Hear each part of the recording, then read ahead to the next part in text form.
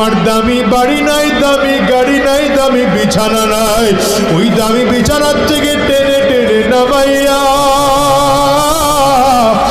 নিচে চাটাই বিছাইয়া শোয়া দিবে।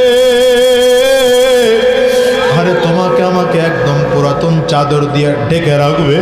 সন্তান এসে চিৎকার করে আব্বা আব্বা বলে ডাকবে, ডাকের সাড়া দিতে পারবো না। পর্দার আড়ালের মা, সন্তান সে মা বলে ডাকবে, ডাকের সাড়া দিতে পারবো না।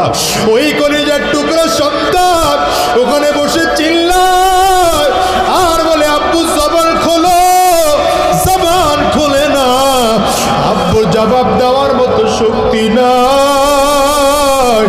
একদল লোক চলিয়া যাবে বাজার থেকে কাফনের কাপড় কিনে আনার জন্য, একদল লোক চলিয়া যাবে সাবান কিনে আনার জন্য, একদল লোক চলিয়া যাবে বাঁশ কিনে আনার জন্য। বাজার থেকে বাঁশ কাটিয়া আরে কাঁচা বাঁশগুলো দিয়া কবরের মধ্যে সুন্দর করে কবর খনন করিয়া তোমাকে আমাকে বাগানের কিনারা নিয়ে গোসল করায় 3টা কাপড় দিয়ে প্যাকেট করবে। একটা মাথার মধ্যে বাঁধিবে, আর একটা কোমরে বানার, একটা পায়ের মধ্যে বান্ধিয়া জানাজাটা কমপ্লিট করাইয়া 3 জনের ধরাধরি করিয়া লাশ কবরের মধ্যে নিয়ে নামাবে। আরে দুনিয়ার যুবক, যদি চোখে পানি না আসে কান্নার বান্দরে মালিক